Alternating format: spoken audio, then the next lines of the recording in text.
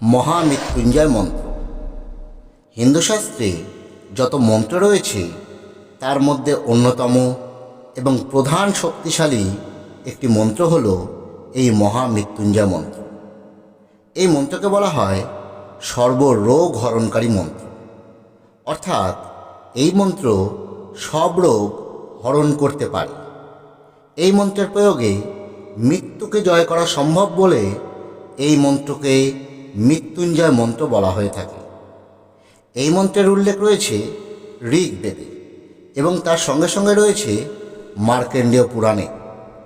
বৈজ্ঞানিকভাবেও বিভিন্ন চিকিৎসা ক্ষেত্রে এই মন্ত্রের ব্যবহার আজ শুরু হয়েছে। শাস্ত্রে বিভিন্ন প্রকারের মৃত্যুঞ্জয় মন্ত্র রয়েছে, যেমন একাক্ষরী মৃত্যুঞ্জয় মন্ত্র, ত্রয়োক্ষরী মৃত্যুঞ্জয় মন্ত্র, দশাক্ষরী মৃত্যুঞ্জয় মন্ত্র ইত্যাদি অনেক মৃত্যুঞ্জয় মন্ত্র রয়েছে। আমরা এর আগের একটি ভিডিওতে দশাক্ষরী মৃত্যুঞ্জয় মন্ত্র নিয়ে বিস্তারিতভাবে আলোচনা করেছি। আজ আপনারা এই ভিডিওতে একাক্ষরী মৃত্যুঞ্জয় মন্ত্র নিয়ে আরও একটি আলোচনা শুনবেন। এই ভিডিওতে একাক্ষরী মৃত্যুঞ্জয় মন্ত্র কী, কখন এবং কিভাবে এই মন্ত্র জপ করবেন, কতবার করে জপ করবেন, মূলত কোন প্রয়োজনে এই মন্ত্র জপ করতে হয় ইত্যাদি সকল কিছু আজকের এই ভিডিওতে আপনারা জানতে পারবেন। অনুগ্রহ করে ভিডিওটি প্রথম থেকে শেষ পর্যন্ত দেখবেন, আর দেখবার পর যদি বিন্দুমাত্র ভালো লেগে থাকে তাহলে চ্যানেলটি অবশ্যই সাবস্ক্রাইব করে রাখবেন এই ধরনের ভিডিও নিয়মিত দেখবার জন্য। একাক্ষরী মৃত্যুঞ্জয় মন্ত্র সম্পর্কে জানবার আগে আপনারা এই মৃত্যুঞ্জয় মন্ত্রের স্বরূপ সম্বন্ধে আগে জেনে নিন। এই মৃত্যুঞ্জয় মন্ত্র মূলত রোগ পীড়া দূর করতে প্রয়োগ করা হয়।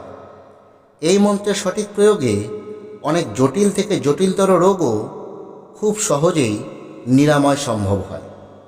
এখন চিকিৎসা বিজ্ঞানও এই কথা মেনে নিয়েছে। ভারতে অনেকগুলো এইমসে এই মৃত্যুঞ্জয় মন্ত্রের প্রয়োগ পরীক্ষামূলকভাবে শুরু হয়েছে, তবে তার ফলাফল এখনও আসেনি। তবে এখন পর্যন্ত যা ফলাফল এসেছে তা যথেষ্ট পজিটিভ। জ্যোতিষশাস্ত্রে এই মন্ত্রের আরও অনেক বৃহৎ প্রয়োগ রয়েছে। জ্যোতিষশাস্ত্রে এই মন্ত্রের প্রয়োগ শুধুমাত্র রোগ ব্যাধি নিরাময়ের জন্যই সীমাবদ্ধ নেই। এই মন্ত্রের প্রয়োগে গ্রহ পীড়া বিনষ্ট হয়, দুষ্ট গ্রহের প্রভাব থেকে জাতকরা রক্ষা পায়, ভূত প্রেত অথবা অন্য যে কোনো নেতিবাচক শক্তির প্রভাব দূর হয়, জীবনের সকল প্রকার বাধা বিপত্তি সংকট সব নিমেষে দূর হয়ে যায় এবং সর্বোপরি সকল মনস্কামনা পূরণ হয়। আমরা এর আগেই বললাম এই মৃত্যুঞ্জয় মন্ত্রের অনেক প্রকারভেদ রয়েছে। নির্দিষ্ট প্রয়োজনে নির্দিষ্ট মৃত্যুঞ্জয় মন্ত্রের প্রয়োগ করতে হয়। এগুলির প্রয়োগ বিধিও পুরোপুরিভাবে আলাদা। আজ আপনারা এই ভিডিওতে এই মৃত্যুঞ্জয় মন্ত্রের সবগুলো প্রকারভেদের মধ্যে একাক্ষরী মৃত্যুঞ্জয় মন্ত্রের প্রয়োগ এবং এই মন্ত্র সম্পর্কে জানবেন। প্রথমেই জেনে নিন এই একাক্ষরী মৃত্যুঞ্জয় মন্ত্র কিভাবে জপ করতে হয় বা এই মন্ত্রের প্রয়োগ বিধি কী। এই মন্ত্রের প্রয়োগ বিধি অত্যন্ত সরল। এই মন্ত্র জপের ক্ষেত্রে আপনাকে না মানতে হবে কোনো আচার, না মানতে হবে কোনো বিচার। শুধু এই মন্ত্রের জপ আপনাকে করে যেতে হবে। আপনারা প্রতিদিন সকালে ঘুম থেকে উঠে প্রথমে ভগবান শিবজিকে প্রণাম এবং তারপর শিবজিকে স্মরণ করে এই মন্ত্র আপনাকে জপ করতে হবে সঠিক উচ্চারণে, এবং আপনাকে জপ করতে হবে সেই বিছানাতে। সেই বিছানা কিন্তু আপনার ছাড়া যাবে না। আপনারা সকালে ঘুম থেকে উঠেই উত্তর বা উত্তর পূর্ব দিকে মুখ করে সেই বিছানাতে বসেই এই মন্ত্র অন্ততপক্ষে 27 বার জপ করবেন। আপনি চাইলে একটু বেশি সময় ধরেও এই মন্ত্র জপ করতে পারেন।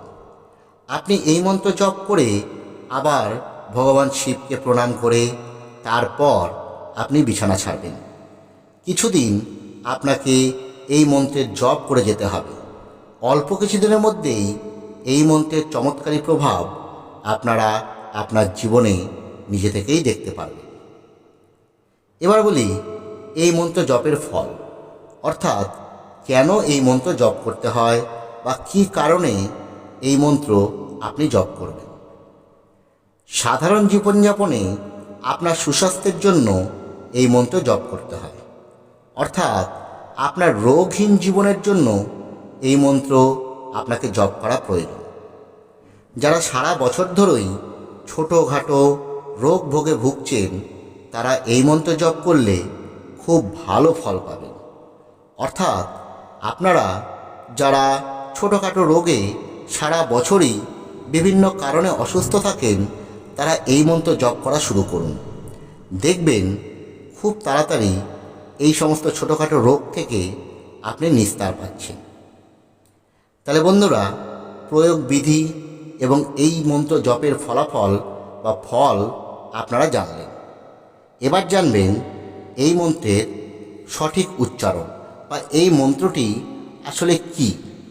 শক্তিশালী এই একাক্ষর মৃত্যুঞ্জয় মন্ত্রটি হল হোম। আবার বলি, এই মন্ত্রটি হল হোম। উচ্চারণটি খুব ভালো মতো দেখে নিন। আপনারা শুধু উচ্চারণ করবেন হোম, এর আগে না ওং লাগাবেন না এর পরে নমঃ লাগাবেন। অনেকে এই হোম উচ্চারণের বদলে রম উচ্চারণ করেন, অর্থাৎ হয়ের নিচে একটা রকার তারা উচ্চারণের সময় লাগিয়ে নেন। এবার প্রশ্ন হলো কোনটি ঠিক, হোম না রোম? আপনাদের বলি দুটোই ঠিক। আপনারা নয় হোম উচ্চারণ করবেন আর নয়তো রোম উচ্চারণ করবেন। যেটা চাইবেন সেটাই উচ্চারণ করবেন, কিন্তু এই একই জিনিস আপনাকে উচ্চারণ করতে হবে। হোম উচ্চারণ করলে প্রতিদিন এই হোম উচ্চারণ করবেন, রোম উচ্চারণ করলে প্রতিদিন এই রোম উচ্চারণ করবেন। এখানে হোমের সঙ্গে অগ্নিবীজ র যুক্ত হয়ে রোম উচ্চারণ হয়েছে। আপনারা হোম বা রোম যাই উচ্চারণ করুন না কেন, তার আগে ওং বা পরে নমঃ কোনোটাই উচ্চারণ করবেন না। শুধু বীজ মন্ত্রটি উচ্চারণ করবেন, নয় উচ্চারণ করবেন হোম হোম হোম হোম, নয়তো উচ্চারণ করবেন রম রম রম রম। এইভাবে আপনারা প্রতিদিন সকালবেলা ঘুম থেকে উঠে সেই বিছানাতেই এই মন্ত্রটি আপনারা উচ্চারণ করে যাবেন। দেখবেন অল্প কিছুদিনের মধ্যেই আপনারা এর চমৎকারী প্রভাব আপনার জীবনে অনুভব করতে পারছেন। ভিডিওটি ভালো লাগলে অবশ্যই লাইক করুন, ওনার মধ্যে শেয়ার করুন। ধন্যবাদ, সকলে ভালো থাকবেন।